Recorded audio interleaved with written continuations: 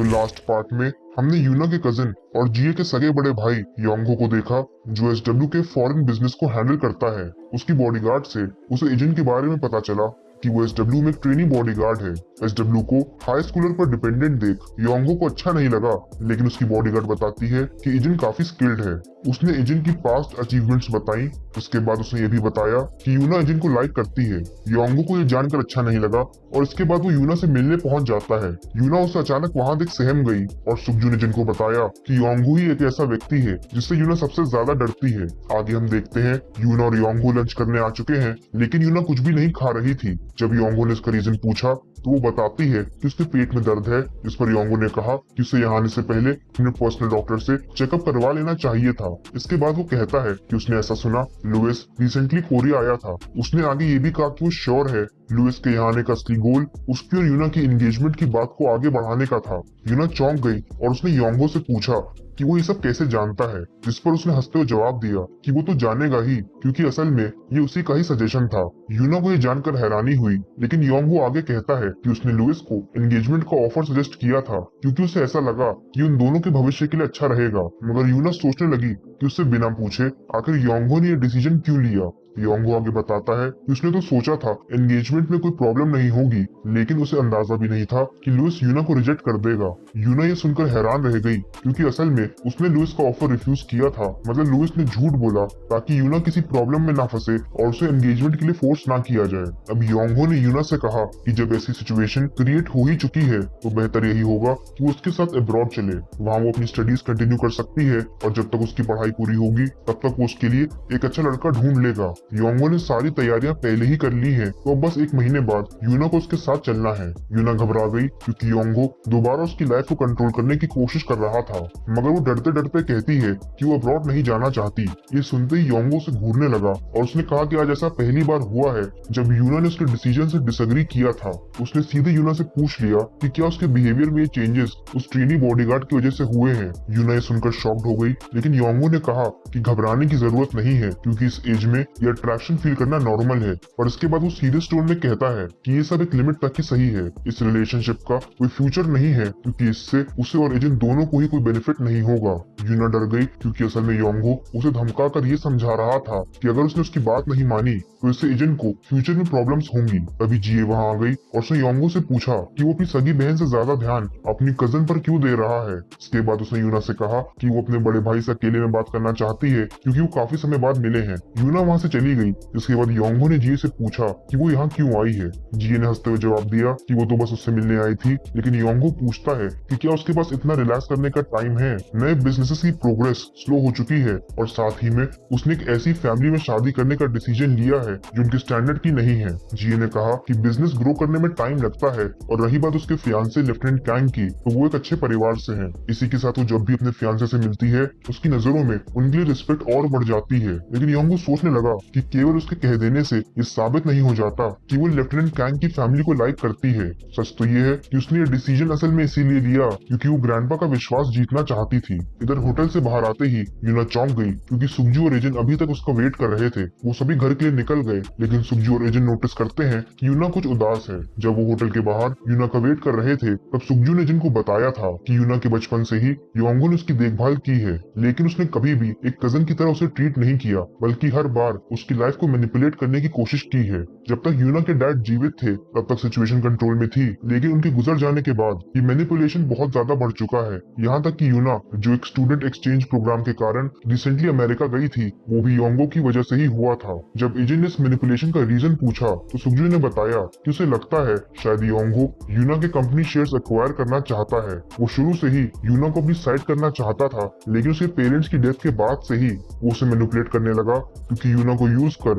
वो जी और बाकी एग्जीक्यूटिव्स को बिजनेस बैटल में डिफीट करने की कोशिश कर रहा है। इधर यूना घर वापस लौटते समय एजेंट और सुगजू से कन्वीनियंस स्टोर चलने को कहती है क्योंकि उन्होंने डिनर नहीं किया था। सुगजू ने कहा कि वो तो योंगहो के साथ डिनर कर चुकी होगी, लेकिन यूना ने बताया कि उस समय उसके पेट में दर्द हो रहा था तो इसीलिए उसने कुछ भी नहीं खाया है। इसके बाद वो सभी कन्वीनियंस स्टोर नूडल्स खाने आ जाते हैं, लेकिन कुछ छुपकर उन तीनों पर नजर रख रहा था। ये योंगहो की बॉडीगार्ड थी जो उसे तुरंत इन्फॉर्म कर बताती है कि यूना इस वक्त सुगजू और एजेंट के साथ है।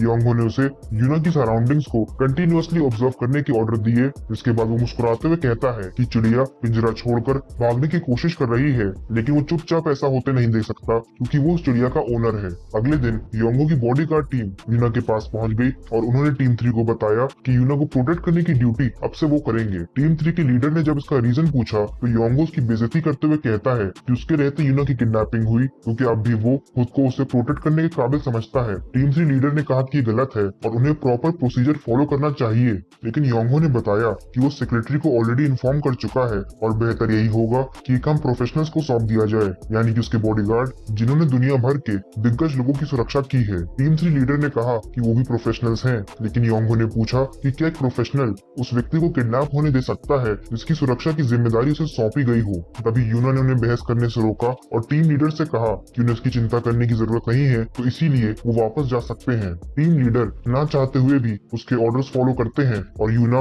योंगो के बॉडीगार्ड्स के साथ चली जाती है। इधर स्कूल में सुक्जू और यूना एब्सेंट है और हमें पता चलता है कि सुक्जू ने कुछ देर पहले एजेंट को कॉल कर इन्फॉर्म कर दिया था कि आज से टीम 3 यूना को प्रोटेक्ट नहीं करेगी। एसडब्ल्यू की ट्रेनिंग फैसिलिटी में टीम 3 के बॉडीगार्ड्स इस बात से नाराज हैं क्योंकि उनकी मेन जॉब यूना को गार्ड करना है और इसी जॉब को उनसे डिसकंटिन्यू करने को कह दिया गया था। टीम 3 लीडर भी गुस्से में है, लेकिन वो क्लैरिफाई करता है कि जब तक उन्हें ऑफिशियल ऑर्डर्स नहीं मिल जाते तब तक वो यूना को गार्ड नहीं करेंगे। जिए भी वहाँ मौजूद है जो यही सोच रही थी कि योंगो ने सबसे पहले तो यूना के बॉडीगार्ड्स चेंज कर दिए और अब अपनी मर्जी से यूना को अब्रॉड ले जाकर उसका फ्यूचर डिसाइड करना चाहता है। टीम 2 लीडर ने कहा कि ये प्रॉब्लम केवल टीम 3 की नहीं है, बल्कि इससे पूरे एसडब्ल्यू की सिक्योरिटी टीम प्रभावित हुई है। उसने आगे बताया कि योंगो अपने साथ कई सारे बॉडीगार्ड्स लेकर आया है और उसे शुरू से ही ये बात अजीब लग रही थी। जिए ने पूछा कि क्या योंगो के बॉडीगार्ड्स वाकई इतने काबिल हैं, जिस पर टीम 2 लीडर ने बताया कि उनके बॉडीगार्ड्स आयरन से हैं। आयरन एक पीएमसी यानी प्राइवेट मिलिट्री कॉर्पोरेशन है,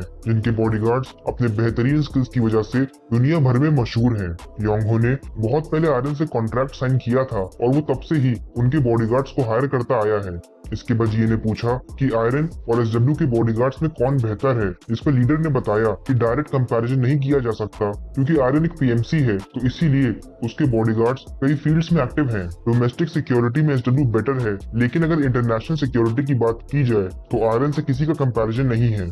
आयरन के पास लार्ज डेटाबेस और भारी संख्या में गार्ड्स हैं और क्योंकि योंगो ओवरसीज रहता है तो शायद इसीलिए वो अक्सर आयरन के बॉडीगार्ड्स को हायर करता था। लेकिन जिए ने कहा कि एक और रीजन भी है, योंगो किसी पर भी विश्वास नहीं करता और केवल उन्हीं रिलेशनशिप्स की वैल्यू करता है जो कॉन्ट्रैक्ट से फॉर्म होती हैं। ऐसा इसलिए क्योंकि जितना कॉन्ट्रैक्ट में मेंशन है, दोनों पार्टीज को केवल उतना ही कंट्रीब्यूट करना होगा, न ज्यादा न कम। वो सामने से एजेंट को आते देख ये भी सोचती है कि शायद योंगो को लगता है एसडब्ल्यू सिक्योरिटी में कोई स्पाई है जो कभी भी उसके रास्ते का कांटा बन सकता है। एजेंट ने जिए को ग्रीट किया और जिए ने पूछा कि अब तक तो टीम 3 से रिलेटेड न्यूज वो भी जान चुका होगा। जब एजेंट ने कंफर्म किया तो जिए पूछती है कि वो अब क्या करेगा। इस पर एजेंट ने कहा कि वो एक ही चीज करेगा और वो है ऑर्डर्स फॉलो करना। जिए ये सुनकर हंसते हुए वहां से चली जाती है और वहीं दूसरी तरफ हम यूना को उसके रूम में उदास देखते हैं। योंगो की बॉडीगार्ड ने बताया कि यूना ने अपना आज का पूरा शेड्यूल कैंसिल कर दिया है और इस वक्त अपने रूम में है। योंगो ने पूछा कि क्या यूना का एब्रॉड शेड्यूल एडजस्ट कर दिया गया है, इस पर बॉडीगार्ड कहती है कि सारी तैयारियां हो चुकी हैं। बॉडीगार्ड के जाने के बाद योंगो के व्यक्ति को कॉल करता है और ये वही व्यक्ति है जिसने जिए की किडनैपिंग करवाई थी। उसने फोन उठाकर कहा कि वो उसकी कॉल का वेट कर रहा था। योंगो ने उससे कहा कि जो प्रॉमिस उसने किया है वो उसे जरूर पूरा करेगा। आयरन और एसडब्ल्यू जल्दी फोर्सेस ज्वाइन कर पाएंगी। उस व्यक्ति ने कहा कि अच्छी खबर है और अगर उसे कोई भी हेल्प चाहिए तो वो कभी भी बता सकता है क्योंकि योंगो उनका इम्पोर्टेंट कस्टमर है। कॉल ओवर होने के बाद योंगो सोचने लगा कि भले ही जिए की एंगेजमेंट के कारण एसडब्ल्यू ने खुद को मिलिट्री इंडस्ट्री में एक्सपैंड किया है, लेकिन वो चुपचाप बैठकर ये सब होते हुए नहीं देखेगा। वो इसका फायदा उठाएगा और जिए से भी पावरफुल पोजीशन गेन कर लेगा। इधर एजेंट घर पर वर्कआउट कर रहा था कि तभी यूना का कॉल आता है। वो योंगो के बॉडीगार्ड्स की निगरानी में एजेंट से मिलने आई है और वो दोनों कन्वीनियंस स्टोर चले जाते हैं। एजेंट स्नैक्स लेने गया था लेकिन यूना मायूस बैठी थी। दरअसल यहाँ आने से पहले योंगो ने यूना को बताया था कि वो अगले 2 दिनों में यहाँ से चले जाएंगे, तो उसी हिसाब से उसे अपनी पैकिंग शुरू कर देनी चाहिए। यूना ने जब इतनी जल्दी जाने का रीजन पूछा तो योंगो कहता है कि उसने बेसिक चीजें संभाल ली है, लेकिन फिर भी यूना को अब्रॉड में कई लोगों से मिलना पड़ेगा, तो इसलिए उनके पास पास टाइम कम है। उसके इस डिसीजन से यूना खुश नहीं थी और जब योंगो ने ये देखा तो उसने कहा कि यूना की भी कुछ जिम्मेदारियां हैं। यूना कंपनी की वजह से एक ऐसी लाइफ जी पा रही है जो नॉर्मल लोग नहीं जी सकते, तो इसीलिए उसे भी कंपनी के बेनिफिट के लिए काम करना होगा। वो ये नहीं चाहता कि यूना इस बार कोई प्रॉब्लम क्रिएट करे और यूना भी डरते डरते उसकी बात मान लेती है। इधर एजेंट भी वापस लौट आया, जिसके बाद यूना उससे कैजुअल टॉक करने लगी। वो पूछती है कि कहीं उसने कॉल कर उसे डिस्टर्ब तो नहीं किया। इस पर एजेंट कहता है कि वो बिजी नहीं था, बस एक्सरसाइज कर रहा था। यूना ने पूछा कि क्या उसकी बॉडीगार्ड ट्रेनिंग में अच्छी परफॉर्मेंस का यही रीजन है कि वो डेली ट्रेनिंग करने के बाद भी एक्सरसाइज करता है। उसने आगे कहा कि वो स्कूल नहीं आ पाई थी, तो क्या बाकियों ने उसके बारे में कुछ पूछा। एजेंट ने बताया कि सब यही जानना चाहते थे आखिर वो स्कूल क्यों नहीं आई। इसके बाद यूना ने एजेंट को बताया कि वो सीक्रेटली प्रैक्टिस कर अपने गेमिंग स्किल्स को इम्प्रूव कर रही है ताकि कोई भी उसके गेमिंग स्किल्स का मजाक ना उड़ा पाए। उसने एजेंट से ये बात सीक्रेट रखने को कहा, जिसके बाद वो काफी देर तक बातें करते रहते हैं। तभी बॉडीगार्ड ने कहा कि हमें चलना चाहिए। इसके बाद यूना ने रिवील किया कि वो अब्रॉड जा रही है। वो बस यही बताने यहाँ आई थी और अब से वो स्कूल भी नहीं आ पाएगी। वो मुस्कुराकर अपनी मायूसी छुपा रही थी, लेकिन एजेंट सब समझ चुका था। इसके बाद यूना घर वापस लौट आई, जहाँ सुगजू उसका इंतजार कर रहा था। सुगजू को भी खबर मिल चुकी थी कि यूना अब्रॉड जा रही है और यूना ने उससे माफी मांगते हुए कहा कि वो उसे बताने ही वाली थी, लेकिन तभी सुगजू कहता है कि इस बार वो उसके साथ नहीं जा पाएगा। सुगजू यूना का पर्सनल बॉडीगार्ड है जो हमेशा से ही उसके साथ रहा था, लेकिन उसने बताया कि योंगो ने ऐसी सिचुएशन क्रिएट की है जिसकी वजह से यूना को अकेले ही जाना पड़ेगा। यूना ये सुनकर दुखी हो गई और सुगजू ने पूछा कि क्या उसका जाना वाकई जरूरी है। यूना ने कहा कि वो जवाब पहले से ही जानता है। अगर यूना ने योंगो की बात नहीं मानी तो उन सभी की लाइफ डिस्ट्रॉय कर देगा जो भी उसके करीब है। मगर सुगजू ने पूछा कि इस बारे में वो क्या सोचती है। अभी तक वो जहाँ पर भी रहकर आए हैं, सुगजू ने से बेटर कंडीशन कहीं नहीं देखी थी। यूना बहुत हंसी, उसने खूब बातें भी की और नए दोस्तों के साथ उसे बहुत मजा आया। वो पहली बार खुश नजर आ रही थी। इस पर यूना ने कहा कि इसीलिए तो वो जाना चाहती है। ये सच है कि उसने अपनी लाइफ का अब तक का सबसे बेस्ट टाइम यहाँ पर जिया, क्योंकि वो इतनी ज्यादा कंफर्टेबल कभी भी नहीं थी, लेकिन उसे जाना ही पड़ेगा क्योंकि वो नहीं चाहती उसके कारण उसके दोस्त किसी मुसीबत में पड़े। इधर प्रेसिडेंट को भी इन्फॉर्म कर दिया गया और योंगो ने बताया कि इस बार वो परमानेंटली अब्रॉड सेटल हो जाएंगे क्योंकि यूना बड़ी हो चुकी है। ये कहकर उनके ऑफिस से बाहर आ गया, जहाँ उसने एजेंट को देखा जो प्रेसिडेंट से मिलने जा रहा था। योंगो ने उसे इग्नोर तो किया, लेकिन टॉन्ट करते हुए ये भी कहा कि प्रेसिडेंट उससे बिल्कुल अलग है क्योंकि वो ऐसे लोगों से मिलना पसंद करते हैं जो उनके स्टैंडर्ड के नहीं है। एजेंट ने इग्नोर किया, जिसके बाद वो प्रेसिडेंट से मिलने आ जाता है। प्रेसिडेंट ने उससे पूछा कि कल जब वो यूना से मिला था तब वो कैसी थी। एजेंट ने कहा कि उसे देख ऐसा लग रहा था जैसे उसे उसकी फैमिली की जरूरत है। प्रेसिडेंट इससे दुखी हो गए और उन्होंने बताया एसडब्ल्यू के पास बहुत से लोगों की रिस्पॉन्सिबिलिटी है। अगर एसडब्ल्यू में कुछ भी गलत होता है तो इसका इम्पैक्ट कई लोगों की लाइफ पर पड़ता है, और क्योंकि एसडब्ल्यू प्रेसिडेंट के कंट्रोल में है तो इसीलिए वो केवल अपनी फैमिली के बारे में नहीं सोच सकते हैं। अगर उनके किसी खास व्यक्ति को फेवर करने से एसडब्ल्यू अनस्टेबल हो गया तो इसका असर उन पर होगा जो पावरलेस हैं। मगर एजेंट ने कहा कि यूना तो उनकी फैमिली और ग्रैंड डॉटर है। प्रेसिडेंट चुपचाप सुन रहे थे। इसके बाद एजेंट ने बताया कि एक लंबा समय बैटल फील्ड में गुजारने के बाद जब वो बिना मेमोरीज के इस कंट्री में आया तब उसके ग्रैंडपा ने रोते हुए उसे गले लगाया था। तब एजेंट जिसके पास कोई मेमोरीज नहीं थी, उसने भी फैमिली का थोड़ा बहुत मतलब समझ लिया था। ये सुनकर प्रेसिडेंट बहुत शॉक्ड हो जाते हैं और एजेंट की कही हुई बातों पर विचार करने लगते हैं। लेकिन दूसरी तरफ बॉडीगार्ड ने योंगो को बताया कि यूना पिछले 2 दिनों से अपने रूम से बाहर नहीं निकली है। योंगो ने पूछा कि क्या इस बीच उसकी एजेंट से मुलाकात हुई, जिस पर बॉडीगार्ड ने बताया कि ऐसा नहीं हुआ है। योंगो ये जानकर खुश हुआ कि फाइनली उसकी बातें यूना को समझ आ गई। लेकिन इधर रूम में यूना अपने फ्रेंड्स की चैट रीड कर खुश हो रही थी क्योंकि वो उसे जल्दी स्कूल आने के लिए कह रहे थे। उन्होंने उसका मजाक भी उड़ाया, लेकिन यूना रिप्लाई करते करते रुक जाती है क्योंकि सबका अब कोई मतलब नहीं था। अगले दिन योंगो यूना को लेने के लिए निकल चुका है और कार में उसकी बॉडीगार्ड बताती है कि एक ग्रुप जिससे कुछ दिन पहले ही मीटिंग अरेंज हुई थी वो यूना से मिलना चाहते हैं। योंगो ने कहा कि अब्रॉड पहुंचते ही यूना उनसे मिलेगी और वो खुश है क्योंकि सब कुछ उसके प्लान्स के अकॉर्डिंग हो रहा था। वो असल में यूना को एक अच्छा शिकार मानता है और उसे यूज कर अपना बिजनेस ग्रो करना चाहता था। एसडब्ल्यू जो वर्ल्ड की पावरफुल ऑर्गेनाइजेशंस में से एक है, कोई भी उससे ब्लड रिलेशन फॉर्म कर अपना बिजनेस एक्सपैंड करना चाहेगा। इसी वजह से अब योंगो को यूना के लिए बस उस व्यक्ति की तलाश करनी है जो उन्हें बेस्ट कंडीशंस ऑफर करेगा। ये मैरिज नहीं बल्कि ट्रांजैक्शन होगी जिससे योंगो पावरफुल बनेगा। इससे वो अपने एनिमीज को आसानी से रास्ते से हटा सकता है। उसके बाद एसडब्ल्यू उसका होगा। यूना की भी पैकिंग कंप्लीट हो चुकी थी, लेकिन तभी एजेंट वहां पहुंच जाता है। बॉडीगार्ड ने उसे आगे जाने से रोका और जब यूना उससे मिलने जाने लगी तो उसे भी ब्लॉक कर दिया गया। यूना को समझ नहीं आया कि बॉडीगार्ड्स ऐसे बिहेव क्यों कर रहे हैं, लेकिन तभी योंगो की बॉडीगार्ड उसे कार में बैठने को कहती है, मगर यूना एजिन से बात करना चाहती थी। तभी एजिन ने चिल्लाते हुए यूना से पूछा कि वो क्या चाहती है। यूना सोचने लगी, लेकिन योंगो ने एजिन से कहा कि आखिर वो किसके ऑर्डर्स पर यहाँ आया है, मगर एजिन उसे पूरी तरह इग्नोर कर रहा था। यूना घबरा गई, लेकिन एजिन ने उससे कहा कि वो बाकी लोगों के बारे में ना सोचे और बस इतना बताए कि वो असल में क्या चाहती है। यूना अपने दोस्तों के साथ बिताए सभी मूवमेंट्स को याद करने लगी और उसने फाइनली हिम्मत करते हुए कहा कि वो अब्रॉड नहीं जाना चाहती है। ये सुनते एजिन ने कहा कि बस इतना काफी है। योंगो जो इससे खुश नहीं था, उसने यूना को कार में बैठने के लिए कहा और साथ ही में अपनी बॉडीगार्ड से एजिन को वहां से हटाने के ऑर्डर्स दिए। अब जैसे ही एक बॉडीगार्ड ने एजिन को पकड़ने की कोशिश की, उसने उसका हाथ पकड़ उसे पीछे ढकेल दिया। इसके बाद वो उसे किक कर वही पटक देता है। इसके बाद वो यूना की तरफ बढ़ने लगा, लेकिन दो और बॉडीगार्ड्स एजिन पर अटैक करते हैं। एजिन ने उनका सामना कर उन्हें भी डिफीट किया और वहां मौजूद सभी लोग ये देखकर हैरान रह जाते हैं। यूना भी डर गई और उसने जब एजिन से ये सब करने का रीजन पूछा तो उसने जवाब दिया कि वो बस अपनी ड्यूटी कर रहा है जो उसे प्रोटेक्ट करने की है। लेकिन यूना कहती है कि अगर वो ऐसा करेगा तो योंगो उसे नहीं छोड़ेगा। वो जानती है कि एजिन अपनी फैमिली से कितना प्यार करता है, लेकिन योंगो एजिन से बदला लेने के लिए उसकी फैमिली तक भी पहुंच जाएगा। एजिन ने कहा कि उसे चिंता करने की जरूरत नहीं है। इसके बाद योंगो एजिन से कहता है कि भले ही वो यंग है, लेकिन फिर भी उसे ऐसा कुछ नहीं करना चाहिए जिसे इग्नोर करना इम्पॉसिबल हो।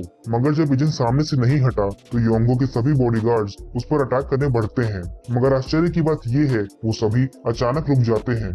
हम देखते हैं SW के बॉडीगार्ड्स वहां पहुंच चुके हैं जो योंगो के बॉडीगार्ड्स का सामना करने को तैयार थे। सुकजू और टीम 3 का लीडर भी प्रेजेंट है, लेकिन उन्हें देख योंगो गुस्से में पूछता है कि वो सब यहाँ क्यों आए हैं। इस पर टीम 3 लीडर ने बताया कि वो सभी अपनी ड्यूटीज कर रहे हैं। योंगो फोर्सफुली यूना को ले जाना चाहता है और इसीलिए टीम 3 उसे रोक यूना को प्रोटेक्ट कर रही है। योंगो ने लीडर से पूछा कि क्या वो अपने एक्शंस और वर्ड्स की रिस्पॉन्सिबिलिटी लेने को तैयार है, क्योंकि जो कुछ भी वो अब करेगा उसका इम्पैक्ट केवल उस पर ही नहीं बल्कि पूरी टीम 3 पर होगा। लीडर चुप हो गया, लेकिन बाकी टीम 3 के बॉडीगार्ड्स कहते हैं कि वो आउटकम के लिए तैयार हैं। अब क्योंकि सिचुएशन बिगड़ रही थी तो योंगो अपनी पावर और पोजीशन का फायदा उठाते हुए उन्हें धमकाने लगा, मगर तभी यूना उससे उसके बॉडीगार्ड्स को डराने धमकाने से मना करती है। उसे बीच में बोलते देख बॉडीगार्ड्स चौंक गए, लेकिन यूना यही सोच रही थी कि जब उसे प्रोटेक्ट करने के लिए सब लोग इतना कुछ कर रहे हैं तो वो केवल उनके पीछे छुप नहीं सकती थी। उसने योंगो से कहा कि उसके बॉडीगार्ड्स उसकी सुरक्षा करने आए हैं तो वो उन्हें ऐसे डरा नहीं सकता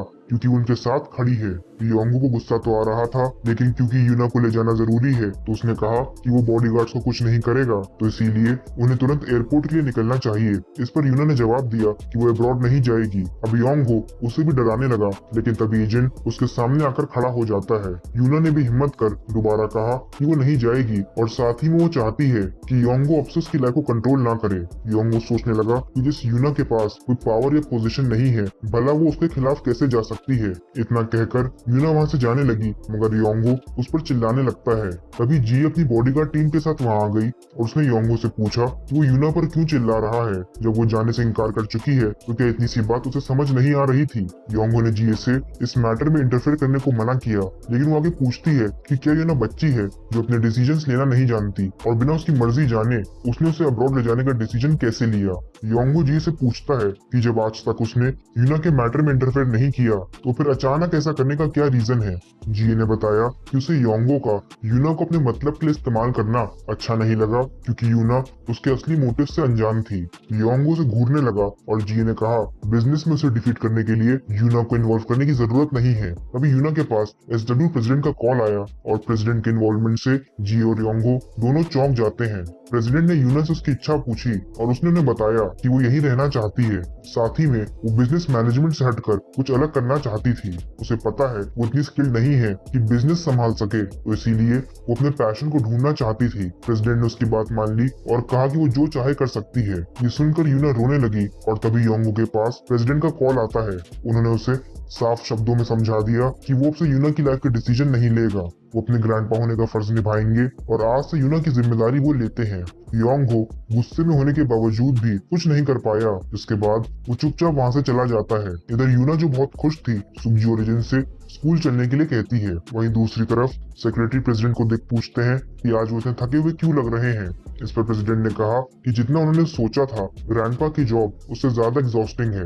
इधर योंगो ने उसी व्यक्ति को कॉल कर बताया कि उनके प्लान्स में कुछ प्रॉब्लम्स आ गई हैं, तो इसीलिए प्लान्स डिले करने पड़ेंगे। उस व्यक्ति ने कहा कि बिजनेस में तो ये सब चलता रहता है, साथ ही में अगर उसे कोई हेल्प चाहिए तो वो उन्हें जरूर बताए, क्योंकि वो किसी भी समय अपने पार्टनर की हेल्प करने के लिए तैयार रहते हैं। आगे हम देखते हैं योंगो अब्रॉड पहुंच चुका है और वो यही सोच रहा था कि आखिर यूना ने उसे बैकस्टैप करने की हिम्मत कैसे की। यूना जो एसडब्ल्यू के शेयर्स होल्ड करती है, अगर वो उससे ले लिए जाएं तो भला उसका क्या ही स्टैंडर्ड है। मगर उसे जीए की इन्वॉल्वमेंट का रीजन समझ नहीं आ रहा था, क्योंकि वो भी यूना को हेट करती है। तभी उसकी बॉडीगार्ड उसे वो इन्फॉर्मेशन बताने आ गई जो उसने उसे इन्वेस्टिगेट करने के लिए कहा था। बॉडीगार्ड बताती है कि जीए और यूना के रिलेशंस इतने भी बुरे नहीं हैं और एसडब्ल्यू में अक्सर जीए को यूना की देखभाल करते देखा गया है। वो यूना की केयर करती है। मगर योंगो को ये सुनकर झटका लगा, क्योंकि उसे समझ आ गया था कि जीए असल में यूना का फेवर कर उसे बिजनेस में डिफीट करना चाहती है। उसने दोबारा उसी व्यक्ति को कॉल किया और पूछा कि क्या उसे उसकी हेल्प मिल सकती है। जब उस व्यक्ति ने अग्री किया तो योंगो उसे बताता है कि उसकी छोटी बहन जीए उसके रास्ते का कांटा बन चुकी है। वो व्यक्ति समझ गया और उसने कहा कि उसका काम हो जाएगा। लेकिन कॉल ओवर होने के बाद उसने एक बहुत हैरान करने वाली बात कही। उसने कहा कि वो कैम को कॉन्टैक्ट करेगा। उसका बॉडीगार्ड उसे बताता है कि कैम से जुड़ी जो अफवाहें फैली है अभी तक उन्हें सॉल्व नहीं किया गया है। लेकिन उस व्यक्ति ने कहा कि कैंप अपना काम करता रहेगा, लेकिन इसका मतलब ये नहीं कि कैंप उनके ऑर्डर्स फॉलो नहीं करेगा। यानी कि ये व्यक्ति कोई सुपीरियर है जो कैंप को ऑर्डर्स देने में सक्षम था। इधर यूना स्कूल वापस ज्वाइन कर चुकी थी, मगर उसे स्कूल से ज्यादा पीसी कैफे जाने में इंटरेस्ट है, क्योंकि वो अपनी गेमिंग स्किल्स सबको दिखाना चाहती है। किसी को भी उसके अचानक गेमिंग में इंटरेस्ट का रीजन समझ नहीं आया, लेकिन इजिन को क्लास में एब्सेंट देख यूना उसके स्कूल न आने का रीजन पूछती है। इस पर सुंगजू ने बताया कि आज इजिन टीम 2 के साथ ड्यूटी कर रहा है। रात में इजिन अपनी ड्यूटी पूरी करने के बाद टीम 2 के साथ वापस लौट रहा था कि तभी उसे किसी का मैसेज आता है, मगर ड्यूटी पर होने की वजह से वो फोन चेक नहीं कर रहा था, तो इसीलिए जी ने उसे मैसेज इग्नोर करने से मना किया, क्योंकि ये अर्जेंट हो सकता था। इजिन ने फोन चेक किया और ये मैसेज डायन का था, जो उससे डिनर के बारे में पूछ रही थी। मैसेज पढ़ने के बाद इजिन मुस्कुराने लगा और जी समझ गई कि जरूर उसकी फैमिली का मैसेज है। इसके बाद जी ने इजिन से पूछा कि क्या वो कल फ्री है, क्योंकि उसे डिनर पर जाना है। लेकिन जब इजिन बहाने बनाने लगा तो जी रिवील करती है कि कल लेफ्टिनेंट कैंग आने वाले हैं, तो इसीलिए उसे साथ ले जाना चाहती थी। और लेफ्टिनेंट का नाम सुनते ही इजिन भी तुरंत राजी हो जाता है। घर पहुंचने के बाद इजिन एक दूसरे फोन को स्विच ऑन करता है। उसके कॉमरेड्स ने उससे कहा था कि अगर वो कभी भी उनसे बात करना चाहे तो हफ्ते में एक बार 9 बजे करीब बस 1 मिनट के लिए इस फोन को स्विच ऑन कर ले। जैसे उसने फोन स्विच ऑन किया, 1 मिनट के अंदर ही उसे कॉल आ जाता है। उसे 006 ने कॉल किया है और उसने बताया कि वो उसे कुछ इन्फॉर्मेशन देना चाहता है। उसने जिनसे कहा कि ये तो उसे पता ही होगा कि कैम को ऑर्डर्स कहीं और से मिल रहे हैं। 032 के पकड़े जाने के बाद कैम के एक्शंस पर गौर किया जाए तो ये पता चलता है कि वो लोग कैम को इन्वेस्टिगेट कर रहे हैं, क्योंकि इसीलिए तो 032 पकड़ा गया था। उसे लगा था कि उसे मैड डॉग से ऑर्डर्स मिले हैं, लेकिन ऐसा नहीं था। अब इस सिचुएशन को हम थोड़ा समझते हैं। 032 जब इजिन को मारने आया था तो वो कैम के ऑर्डर्स पर नहीं बल्कि किसी और के ऑर्डर्स पर आया था। इसीलिए जब वो इजिन को मार नहीं पाया और वापस लौटा तो उसके कैंप पहुंचने से पहले ही उसे पकड़ लिया गया था। यहाँ तक कि जिन मर्सनरीज ने उसे पकड़ा वो भी कैंप से नहीं थे, और ये बात अब सेंस बनाती है, क्योंकि तभी तो 004 032 को बचाने आया था। 006 आगे एजेंट से कहता है कि शायद कैम सुपीरियर से एजेंट के जीवित होने का सच छुपा रहा है। पास्ट में एजेंट को एलिमिनेट करने के बाद कैंप लगभग तबाह हो गया था, लेकिन उन्होंने रिपोर्ट में ये बताया एजेंट को एलिमिनेट इसीलिए किया गया क्योंकि उसने कैंप को डिस्ट्रॉय किया था। लेकिन असल में ऐसा कुछ भी नहीं हुआ था, क्योंकि एजेंट जिंदा है। उसने आगे कहा कि अगर मैड डॉग के पर्सपेक्टिव से सोचें तो कैंप का इंचार्ज एजेंट की जीवित होने वाली बात को सीक्रेट रखना चाहेगा, और शायद इसीलिए कैंप छुप कर एजेंट को एलिमिनेट करने की कोशिश कर रहा है ताकि सुपीरियर्स को इस बात का पता ना चल सके। इसके बाद एजेंट ने 032 के बारे में पूछा, जिस पर 006 बताता है कि वो ठीक है, लेकिन कैंप के बाहर की लाइफ से एडजस्ट करने में उसे टाइम लगेगा। कॉल ओवर होने के बाद एजेंट ने फोन स्विच ऑफ कर दिया और वो 006 की दी हुई इन्फॉर्मेशन के बारे में सोचने लगा।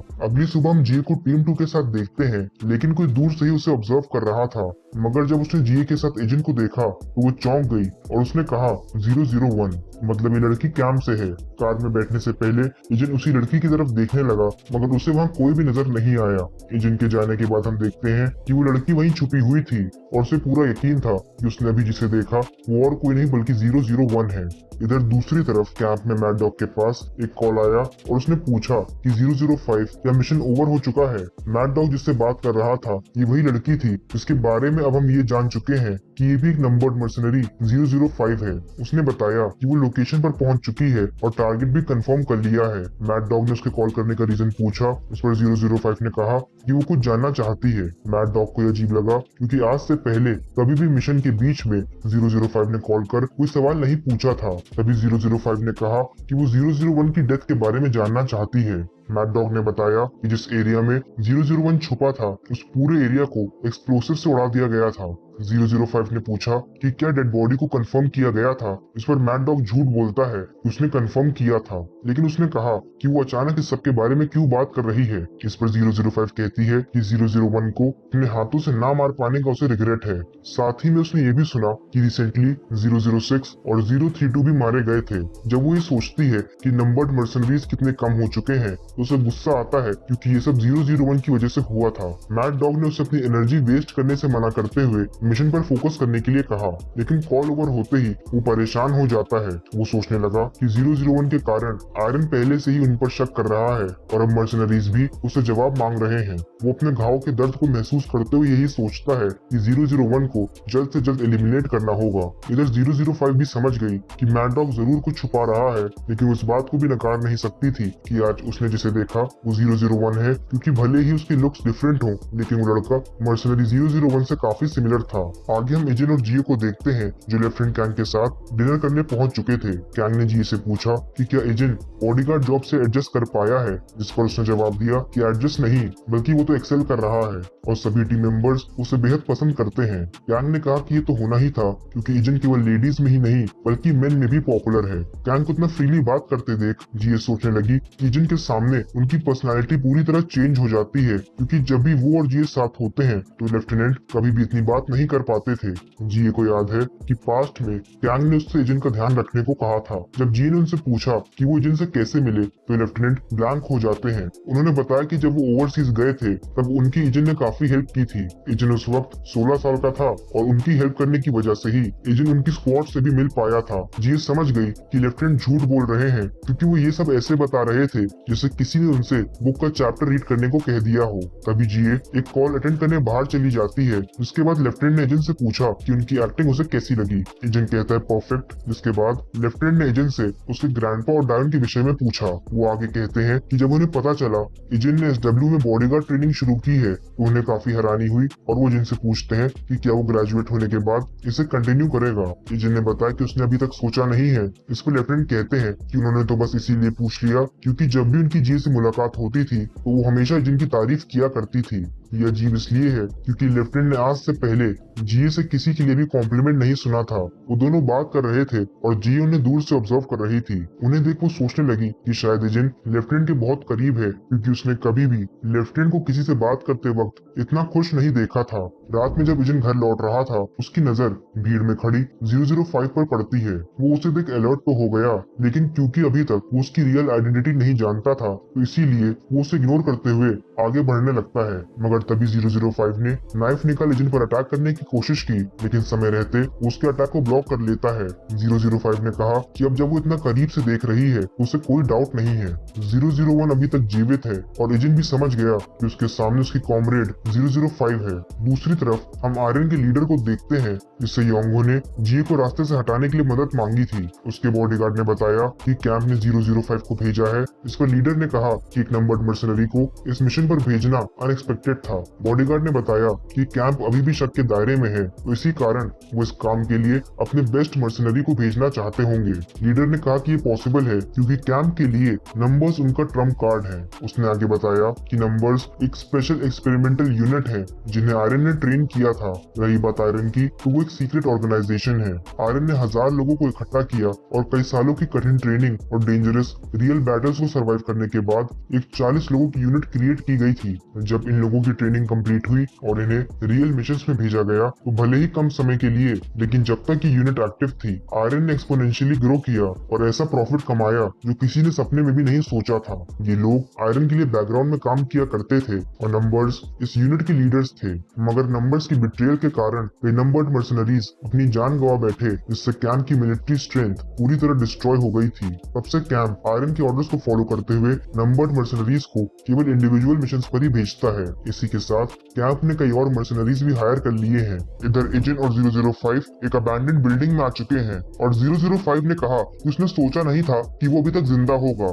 लेकिन एजेंट कहता है कि अगर वो ये बात नहीं जानती थी तो मतलब उसे यहाँ मैड डॉग ने नहीं भेजा है, वो किसी और के ऑर्डर्स पर यहाँ आई है। 005 भी समझ गई कि इसका मतलब मैड डॉग शुरू से जानता था कि 001 जिंदा है, लेकिन उसने ये बात सबसे छुपाई थी। एजेंट ने आगे कहा कि अगर वो उसका टारगेट नहीं है तो मतलब कोई और उसका टारगेट है जो इस समय कोरिया में है। साथ ही में क्योंकि 005 को एजेंट उसका टारगेट ढूंढते समय मिला, तो शायद वो SW में से ही किसी को टारगेट कर रही है। एजेंट ने जरा सी देर में ही सब कुछ डिकोड कर लिया था, मगर तभी 005 गन निकाल लेती है। उसने एजेंट पर फायरिंग स्टार्ट की, लेकिन वो डॉज करते हुए उसके करीब पहुंच जाता है। एजेंट ने उसे हिट कर उसका मास्क और कैप हटा दिया, जिसके बाद अटैक कर वो 005 की गन दूर फेंक देता है। इसके बाद 005 ने नाइफ अटैक करना स्टार्ट किया, लेकिन एजेंट डॉज करने की कोशिश करता है। दोनों एक दूसरे को बराबर की टक्कर दे रहे थे क्योंकि वो दोनों ही काफी स्किल्ड हैं। तभी 005 ने एजेंट को किक किया, लेकिन उसका नाइफ अटैक डॉज करते हुए उसका हाथ पकड़ लेता है। एजेंट ने इसे पीछे पुश कर पकड़ने की कोशिश की, लेकिन वो खुद को फ्री करते हुए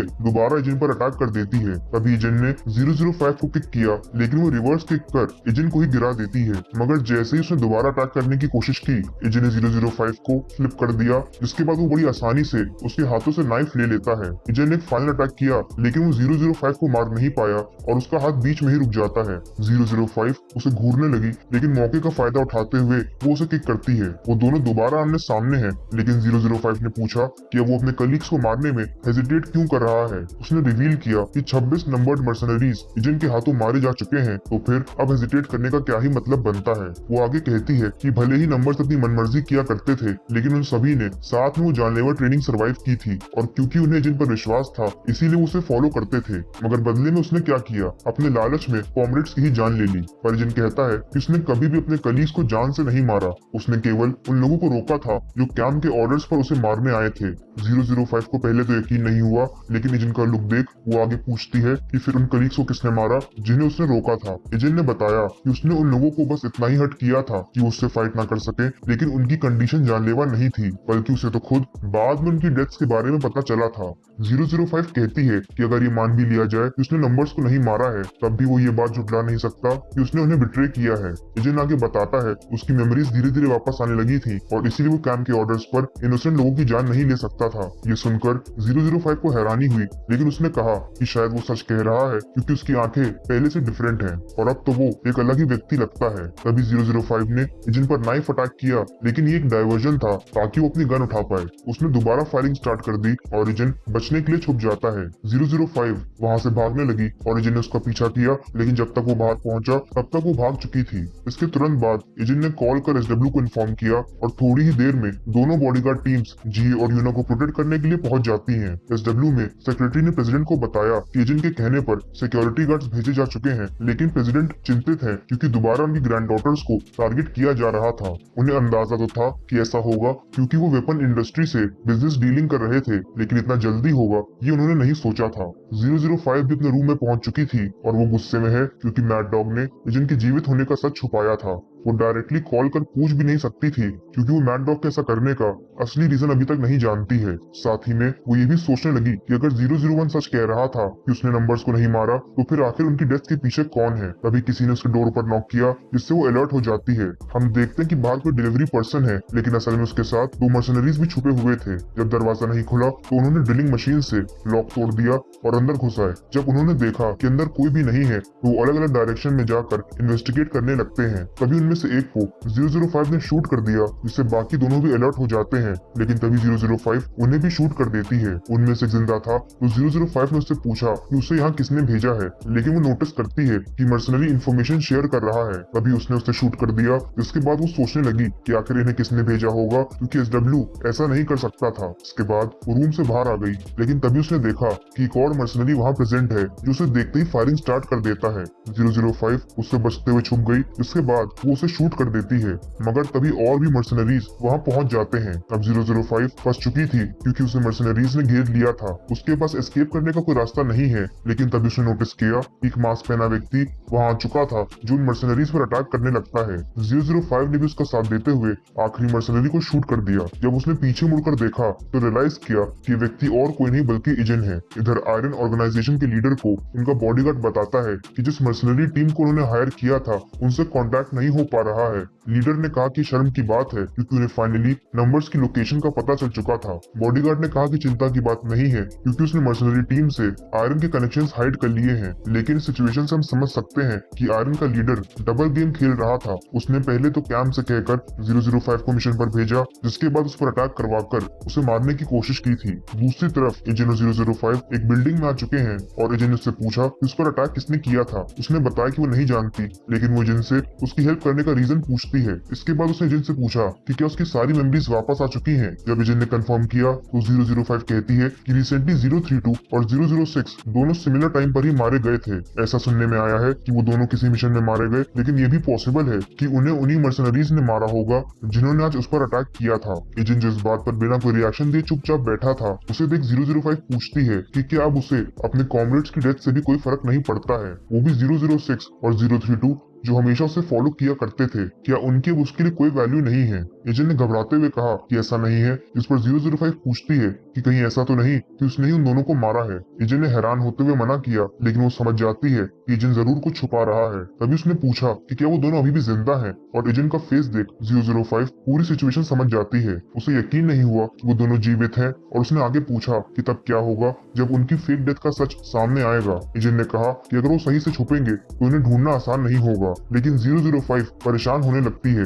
उसने बताया कि अब कैंप पहले जैसा नहीं है। इन्वेस्टिगेशंस और पनिशमेंट्स दोनों एक्सट्रीम हो चुकी हैं, और इसीलिए कैंप को धोखा देने वाले ज्यादा समय तक उससे बचकर नहीं रह सकते हैं। मगर एजेंट ने बताया कि कैंप अभी ऐसी सिचुएशन में नहीं है कि उन दोनों की डेथ को इन्वेस्टिगेट कर सके। एजेंट को एलिमिनेट करने के लिए मैड डॉग ने 006 को भेजा था, लेकिन एजेंट ने ऐसी सिचुएशन क्रिएट की जिससे कैंप को लगने लगा कि उसने 006 को मारा है। 005 भी ये बात एक्सेप्ट करती है कि मैड डॉग ने एजेंट के जिंदा होने का सच छुपाया है, तो इसीलिए वो प्रॉपर इन्वेस्टिगेशन नहीं कर सकेगा। एजेंट ने आगे बताया कि 032 भी 006 को फॉलो करते हुए यहाँ आया था, लेकिन एजेंट से मिलने के बाद अब वो 006 के साथ है। 005 कहती है कि वो दोनों हमेशा से कैंप छोड़कर भागना चाहते थे, और फाइनली वो एस्केप कर चुके हैं। इसके बाद उसने रिवील किया कि उसका टारगेट जीए है। एजेंट ने पूछा कि वो क्या करेगी, जिस पर उसने जवाब दिया कि वो वापस लौट जाएगी। उसकी लोकेशन अनजान लोगों में डिस्क्लोज हो चुकी है, तो इसीलिए अब वो ये मिशन कंटिन्यू नहीं करेगी। इसके बाद उसने मैड डॉग को कॉल कर इन्फॉर्म किया कि उस पर प्रॉपर असासिन्स ने अटैक किया था। साथ ही में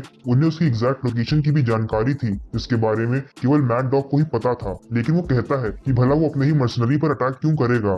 005 ने कहा कि वो मिशन डिसकंटिन्यू कर रही है और अगले कुछ समय तक वो कैंप से दूर रहेगी, तो इसीलिए उसे ढूंढने की कोशिश ना की जाए। इतना कहकर उसने अपना फोन तोड़ दिया। लेकिन मैड डॉग इस सिचुएशन समझ नहीं पा रहा था, क्योंकि नंबर्ड मर्सनरी पर अटैक होना मामूली बात नहीं है। आगे एजेंट ने प्रेसिडेंट को बताया कि सिचुएशन अब कंट्रोल में है। छोटी मोटी प्रॉब्लम्स की गारंटी तो वो नहीं ले सकता, लेकिन वर्स्ट केस सिनेरियो क्लियर हो चुका है। प्रेसिडेंट कुछ भी समझ नहीं पाए, तो उन्होंने एजेंट से उसके इस कंक्लूजन का रीजन पूछा। इस पर एजेंट ने बताया कि इस बार टारगेट डायरेक्टर जीए थी, और वो रीजन तो नहीं जानता, लेकिन असासिन उन्हें जान से मारने आया था। ये सुन प्रेसिडेंट के पसीने छूट गए। लेकिन सेक्रेटरी पूछते हैं कि अगर वो इतना जानता है तो मतलब उसने असासिन को कैप्चर कर लिया होगा, क्योंकि तभी तो वो कह रहा है प्रॉब्लम सॉल्व हो चुकी है। एजेंट ने रिवील किया कि असासिन उसका पास्ट कलीग था, जो असासिनेशन में एक्सपर्ट है, और जिसके अकेले यहाँ आने का मतलब था कि मिशन किडनैपिंग का नहीं बल्कि किलिंग का था। वो असासिन तभी एक्ट करता है जब टारगेट को जान से मारना मिशन की रिक्वायरमेंट होती है। प्रेसिडेंट ने डरते डरते पूछा कि उस कलीग का क्या हुआ, जिस पर एजेंट बताता है कि वो मिशन डिसकंटिन्यू कर वापस जा चुका है और अब डायरेक्टर सेफ हैं। सेक्रेटरी ने कहा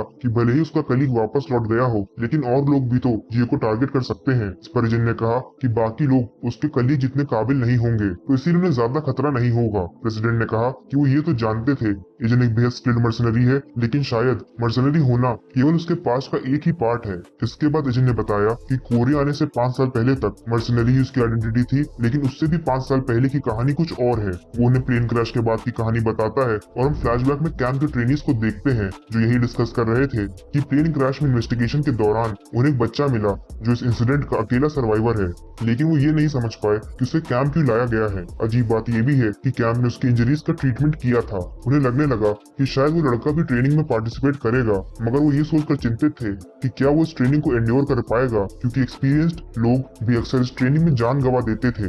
इधर कैंप में हम 9 साल के एजेंट को घायल अवस्था में देखते हैं जिससे होश आ चुका था। तभी कैंप के मर्सनरी ने उसे बाहर आने को कहा, लेकिन जब एजेंट उठ नहीं पाया तो उसे घसीटते हुए बाहर ले आता है। एजेंट ने देखा कि वो एक अनजान जगह पर है, पर वो कुछ भी समझ नहीं पाया। तभी मैड डॉग वहाँ आ जाता है और मर्सनरी ने उसे बताया कि क्रैश की वजह से एजेंट अभी भी मेंटली अनस्टेबल है, पर मैड डॉग को इससे फर्क नहीं पड़ता और उसने कहा कि आज से ही इस लड़के की ट्रेनिंग शुरू कर दी जाए ताकि जो उसके ट्रीटमेंट में खर्चा हुआ है उसका कुछ सदुपयोग हो। मैड डॉग ने जिनसे कहा कि बिना उनकी सहायता के वो अब तक मर चुका होता, तो इसीलिए वो वहाँ मरे या ट्रेनिंग में क्या ही अंतर पड़ता है। उसके जाने के बाद किसी ने जिनको बुलाया और जैसे वो पीछे मुड़ा कुछ ट्रेनीज उसे पीटने लगते हैं। उन्होंने कहा कि सभी नए ट्रेनीज को इससे गुजरना पड़ता है और अगर वो इतने से टॉर्चर को सर्वाइव नहीं कर सकता तो फिर ट्रेनिंग कैसे करेगा। तभी उन दोनों पर किसी ने अटैक किया और ये व्यक्ति और कोई नहीं बल्कि 005 थी। वो दोनों से डरकर वहाँ से भाग जाते हैं। इसके बाद 005 ने एजेंट से खुद को संभालने के लिए कहा, लेकिन वो उसे घूरने लगता है। 005 के बार बार कहने पर भी जब एजेंट नहीं उठा वो परेशान हो गई और आखिरकार वो एजेंट को उठाकर अपने साथ ले जाती है। प्रेजेंट टाइम में एजेंट सबके बारे में सोच रहा था कि तभी उसके पास लेफ्टिनेंट कैंग का कॉल आता है। लेफ्टिनेंट को पता चल चुका था इस बार टारगेट जीए और असासिन एजेंट का कॉमरेड था। एजेंट ने बताया कि उसने असासिन को पकड़ तो लिया, लेकिन ये नहीं जान पाया कि उसे किसने भेजा था। वो बताता है कि जीए सेफ है, लेकिन लेफ्टिनेंट उसे अपना ध्यान रखने को कहते हैं क्योंकि उसके पास्ट से रिलेटेड लोग ऐसे समय उसकी जिंदगी में आने लगे हैं जब एजेंट अपनी फैमिली के साथ खुश था। लेफ्टिनेंट ने आगे कहा कि अगर उसे कोई हेल्प चाहिए तो वो बताने में हेजिटेट ना करे और ये सुनकर एजेंट उनका शुक्रिया करता है। कॉल ओवर होते ही डायन वहाँ आ जाती है और एजेंट को अपने ख्यालों में खोया हुआ देख उससे पूछती है कि क्या उसे कोई प्रॉब्लम है। एजेंट ने उसे कुछ भी नहीं बताया। इसके बाद वो बात करते करते घर वापस जाने लगते हैं। उन दोनों को ऐसे हंसते हुए 005 छुप कर देख रही थी जो बेहद हैरान हो जाती है क्योंकि उसे यकीन नहीं हुआ कि मर्सनरी 001 ऐसे हंसना भी जानता है। इसके बाद हम फ्लैशबैक में देखते हैं कि नंबर्स की ट्रेनिंग कंप्लीट हो चुकी थी। यहाँ सभी नंबर्स मौजूद हैं और मैड डॉग एजेंट को कोड नेम 001 देता है। साथ ही में उसे इस स्क्वाड का लीडर भी बना दिया गया। तभी मैड डॉग के ऑर्डर्स पर एक ट्रेनिंग उसके सामने लाया गया और वो सभी को बताता है कि भले ही ट्रेनिंग आज ओवर हो गई, लेकिन फेलियर्स को एग्जीक्यूट किया जाएगा। वो ट्रेनी फाइनल ट्रेनिंग में इंजर्ड हो गया था, तो इसीलिए मैड डॉग उसे एग्जीक्यूट करना चाहता है, लेकिन तभी एजेंट उसके सामने आ गया और उसने कहा कि अब जब वो इस स्क्वाड का लीडर है तो वो खुद ही इन ट्रेनीज को मैनेज करेगा। मैड डॉग को ये पसंद नहीं आया और वो सोचने लगा कि अगर उसने आज 001 को सबके सामने मार दिया तो एग्जाम्पल सेट हो जाएगा और सभी ट्रेनीज कैंप से डरने लगेंगे। इसके बाद उसने उसकी तरफ नाइफ फेंका और कहा कि अगर वो उससे फाइट में जीत गया तो वो ट्रेनी को जिंदा छोड़ देगा। सबकी नजरें एजेंट पर थी और वो ये चैलेंज एक्सेप्ट कर लेता है, लेकिन जैसे वो नाइफ उठाने के लिए झुका मैड डॉग ने उस पर अटैक कर दिया। एजेंट डॉज तो करता है लेकिन वो घायल हो चुका था। तभी मैड डॉग ने उस पर मल्टीपल अटैक्स किए और वो कहता है कि उसने ऐसा सुना है कि 001 सारे कॉम्बैट फॉर्म्स को अच्छे से जानता है। तभी एजेंट ने उस पर मिट्टी फेंक दी जिससे मैड डॉग कुछ भी देख नहीं पा रहा था। इसका फायदा उठाते हुए एजेंट ने अपना नाइफ उठा लिया। इसके बाद उन दोनों में दोबारा बैटल होती है, पर मैड डॉग के अटैक से एजेंट लगातार इंजर्ड हो रहा था। मैड डॉग यही सोच रहा है कि भले ही एजेंट सभी ट्रेनीज में बेस्ट हो, लेकिन है तो वो भी ट्रेनी ही, भला उसकी उसे चैलेंज करने की हिम्मत कैसे हुई। जो लड़का स्टार्टिंग में सबसे वीक था आज वो उसे ही चुनौती कैसे दे सकता है। ये सोच कर मैड डॉग गुस्से से पागल हो रहा था और हम जानते हैं कि गुस्से में सेंसेस डल हो जाते हैं। एजेंट भी ये बात समझ गया। इसके बाद वो मैड डॉग पर लगातार अटैक्स करता है। मैड डॉग इंजर्ड होने लगा और तभी एजेंट जंप कर एक फाइनल अटैक करता है। एजेंट के इस अटैक से मैड डॉग अपनी एक आंख खो बैठा और उसी अटैक का निशान आज भी उसके फेस पर है, जो प्रेजेंट टाइम में भी उसे हॉन्ट करता है। वो डर कर अक्सर नींद से जाग जाया करता था और उस दिन के इंसिडेंट की वजह से 001 को कोसता था। अगली सुबह एजेंट जॉगिंग कर घर वापस लौट रहा था कि तभी उसे 005 दिखती है। वो दोनों बात करने आ जाते हैं जहाँ 005 ने बताया कि उसने अपने ऊपर हुए अटैक का ब्लेम मैड डॉग पर डाल दिया और साथ ही में अभी के लिए कैंप से कांटेक्ट कट ऑफ कर लिया है। जब तक ये सिचुएशन रिजॉल्व नहीं हो जाती वो श्योर है कि जिए को टारगेट नहीं किया जाएगा। इसके बाद उसने एजेंट से कहा कि वो अभी तक उसे समझ नहीं पाई है। उसने नंबर्स को बिट्रे किया, जिसके बाद वो सभी सेपरेट हो गए। बहुत से नंबर्स मारे जा चुके हैं और उनमें सब ज्यादा नहीं बचे हैं, लेकिन इसके बावजूद 001 सारी चीजें भुलाकर अपनी गर्लफ्रेंड के साथ अपनी लाइफ एंजॉय कर रहा है। गर्लफ्रेंड वाली बात एजेंट को समझ नहीं आई और वो चौंक गया। इसके बाद 005 कहती है कि इतनी क्यूट लड़की से बात करना उसे सूट नहीं करता है। एजेंट ने रिवील किया कि वो लड़की असल में उसकी बहन है और ये सुन 005 के भी होश उड़ जाते हैं। लेकिन इससे पहले कि वो कुछ और पूछ पाती, डायन और ग्रैंडपा वहाँ पहुंच जाते हैं। इसके बाद हम कुछ ऐसा देखते हैं जो 005 ने सपने में भी नहीं सोचा था। वो एजेंट के घर पर आ चुकी है, उसके सामने टेस्टी घर का खाना है और वो एजेंट की फैमिली के साथ डिनर टेबल पर बैठी थी। एजेंट अपने कॉमरेड की खातिरदारी कर रहा है और 005 परेशान थी क्योंकि कुछ समय पहले वो एजेंट को मारना चाहती थी और अब उसी के साथ डिनर कर रही है। एजेंट को घर का खाना खाते देख उससे अपने मर्सनरी दिनों की याद आ गई, जब वो सभी रूखा सूखा खाकर मिशन पर जाया करते थे। यही सोचते सोचते उसे पता भी नहीं चला कि कब उसकी प्लेट्स खाली हो गई। इसके बाद ग्रैंडपा ने कहा कि उन्होंने एजेंट से सुना कि वो उसकी पुरानी दोस्त है। 005 ने पहली बार एजेंट का नाम सुना था और क्योंकि वो उसकी रियल आइडेंटिटी नहीं जानती थी तो इसीलिए एजेंट बताता है कि उसका नाम नहीं जानती, क्योंकि एजेंट उसे तब मिला जब वो अपनी मेमोरीज खो चुका था। ग्रैंडपा ने कहा कि फिर तो वो दोनों काफी समय से एक दूसरे को जानते हैं। इस पर एजेंट ने बताया कि जब मेमोरीज जाने के बाद उसे होश आया तो 005 ने उसकी बहुत हेल्प की और उस समय वो ही उसकी फैमिली थी। ये सुनकर सभी चौंक गए और जाते वक्त ग्रैंडपा 005 का दिल से शुक्रिया करते हैं। उसने एजेंट का ध्यान रखा और क्योंकि एजेंट से फैमिली मानता है तो वो भी उसे अपने परिवार का हिस्सा मानते हैं। इसी के साथ उन्होंने ये भी कहा कि वो जब चाहे उन्हें विजिट कर सकती है। 005 ने ये सब पहली बार एक्सपीरियंस किया था और इसीलिए उसे समझ नहीं आया कि उसे कैसे रिएक्ट करना चाहिए। घर से बाहर आते ही उसने एजेंट को किक किया और पूछा कि वो उसे अपने घर क्यों लाया जहाँ उसकी फैमिली रहती है। वो उसकी एनिमी है और वो दुश्मन को ही अपने घर ले आया था। उसने आगे पूछा कि क्या उसके सेंसेस इतने डल हो चुके हैं कि वो इतनी बेसिक सी बात समझ नहीं पाया था। एजेंट कहता है कि उसने कभी भी उसे अपना एनिमी नहीं माना और इसीलिए उसने उसे अपनी फैमिली से इंट्रोड्यूस करवाया। 005 गुस्से में कहती है कि क्या वो दोबारा वही फैमिली वाला झूठ बोलेगा जो उसने डिनर टेबल पर अपने ग्रैंडपा से बोला था। उसे लगा कि एजेंट ने ये सब उसकी आइडेंटिटी छुपाने के लिए किया, लेकिन ऐसा नहीं था। एजेंट ने 005 से कहा कि भले ही उनका रिलेशन उसके ग्रैंडपा और डायोन जैसा ना हो, लेकिन वो सभी नंबर्स को अपनी फैमिली मानता है। ऐसा इसलिए क्योंकि ऐसी सिचुएशंस में जब वो कभी भी मारे जा सकते हैं वो नंबर्स पर विश्वास करता है कि वो उसे बचा लेंगे। ये सुन 005 हैरान रह गई। इसके बाद एजेंट दोबारा उसे अपना रियल नेम बताता है। 005 ने भी खुद को इंट्रोड्यूस कर अपना नाम बताया। उसका नाम माया है और एजेंट से वो सीक्रेट फोन देता है जिससे वो 006 और 032 से कांटेक्ट कर सकती है। इसके बाद 005 ने दोबारा एजेंट को पंच किया और वो दूर जा गिरा। वो कहती है कि वो उसे अभी भी माफ नहीं करेगी क्योंकि वो बिना कुछ बताए अचानक गायब हो गया था। ये कहकर वो वहाँ से चली गई, लेकिन ये सब दूसरे और ह्यूनसुक ने देख लिया था और उन्हें यकीन नहीं हुआ कि कोई एजेंट को ऐसे पंच भी कर सकता है। वहीं दूसरी तरफ आर्यन के लीडर को बताया गया कि कैंप ने कहा है 005 पर अननोन मर्सनरीज ने अटैक कर दिया था, जिसकी वजह से उसने मिशन डिसकंटिन्यू कर दिया है। किसी और को भी इस मिशन के लिए भेजा नहीं जा सकता क्योंकि उन्हें अभी तक उन मर्सनरीज की आइडेंटिटी का पता नहीं चला है जिन्होंने 005 पर अटैक किया था। वो आगे कहता है कि योंगो का सबऑर्डिनेट अभी तक कोई रिजल्ट्स ना अचीव कर पाने का रीजन जानना चाहता है। आयरन के लीडर ने कहा कि योंगो डेस्परेट है क्योंकि अभी तक रिजल्ट्स नहीं आए हैं। उसने अपने बाकी लोगों को योंगो से कांटेक्ट करने के लिए कहा क्योंकि अगर वो कोई एक्शन नहीं लेंगे तो योंगो खुद ही एक्ट करेगा। ऐसा इसलिए क्योंकि वो चिंतित है। बॉडीगार्ड ने कहा कि अगर योंगो ने कुछ भी किया तो उनका प्लान फेल हो जाएगा। असल में वो योंगो का यूज कर आयरन को SW से मर्ज करना चाहते हैं, लेकिन लीडर ने कहा कि लॉस उनका नहीं बल्कि SW का होगा क्योंकि वो SW को अंदर से ही डिस्ट्रॉय कर देंगे, तो इसीलिए ये सिचुएशन उनके फेवर में होगी। इधर योंगो की बॉडीगार्ड उसे बताती है कि उसके कहने पर उसने पता किया और एक जगह है जहाँ वो रिक्वेस्ट कर सकते हैं। योंगो कहता है कि कई वार्निंग्स के बावजूद जिए बार बार उसके रास्ते में आ रही है, तो इसीलिए उसे पनिशमेंट देना जरूरी है। वो सोचने लगा कि आयरन ने पहले तो उसे हेल्प ऑफर की, लेकिन अब अपने ही वादे से पीछे हट रहे हैं। शायद उन्हें लगता है कि अगर वो उसकी हेल्प नहीं करेंगे तो वो मुश्किल में पड़ जाएगा, लेकिन ये सोचना आयरन की गलती है।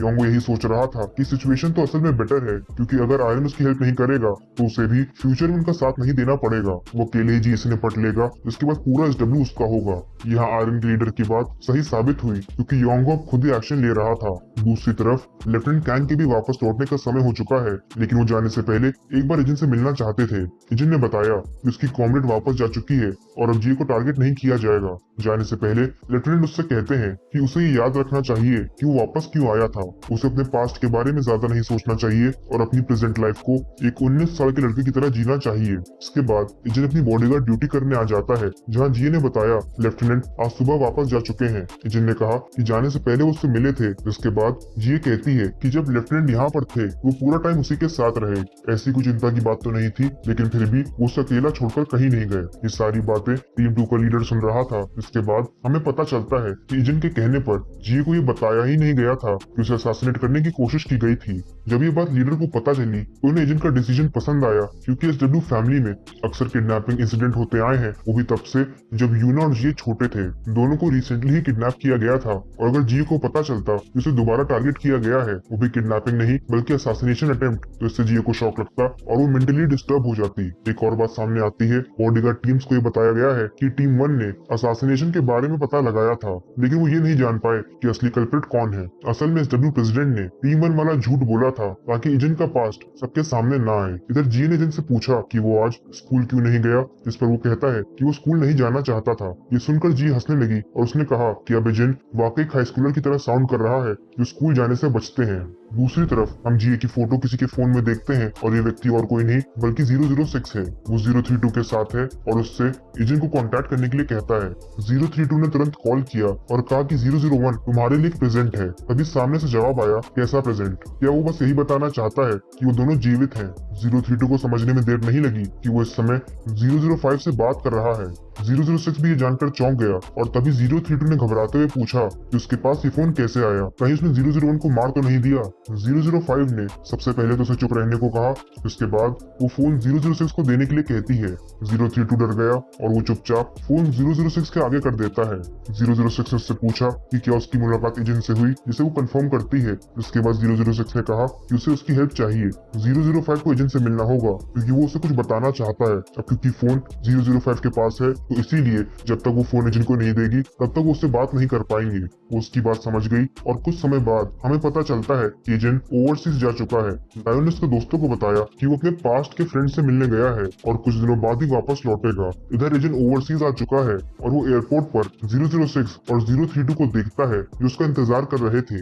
एजेंट उनके साथ उनके रूम पर आ गया जहाँ 006 उसे बताता है कि रिसेंटली 032 को एसडब्ल्यू से रिलेटेड कुछ इन्फॉर्मेशन मिली और क्योंकि एजेंट वहाँ काम करता है तो 032 ऐसे ही थोड़ी बहुत जानकारी इकट्ठा करने लगा था, लेकिन उसे कुछ बहुत अनएक्सपेक्टेड जानने को मिला। 006 अपने फोन में जी की पिक्चर दिखाते हुए बताता है कि उन्हें पता चला एसडब्ल्यू से कोई असासिन की तलाश कर रहा है। उसने खुद को डिस्गाइज कर जब ये असासिनेशन की रिक्वेस्ट एक्सेप्ट की तो उससे जी को असासिनेट करने के लिए कहा गया, और क्योंकि वो जानता था कि एजेंट जी का बॉडीगार्ड है तो इसीलिए उसने उसे कॉल कर यहाँ बुला लिया। ये जानने के बाद एजेंट क्लाइंट के बारे में पूछता है, जिस पर 006 उसे योंगो की बॉडीगार्ड की पिक्चर्स दिखाता है, लेकिन उसने कहा कि असली क्लाइंट कोई और है। इसके बाद उसने योंगो की पिक्चर्स दिखाई और एजेंट समझ गया कि वही जी को टारगेट कर रहा है। 006 ने आगे बताया कि उनके पास अभी कोई सॉलिड प्रूफ तो नहीं है, मगर 005 प्रूफ लेने ही गई है जिस जगह पर योंगो की बॉडीगार्ड रहती है। 005 इस समय उसी बिल्डिंग के सामने वाले होटल में रुकी हुई थी।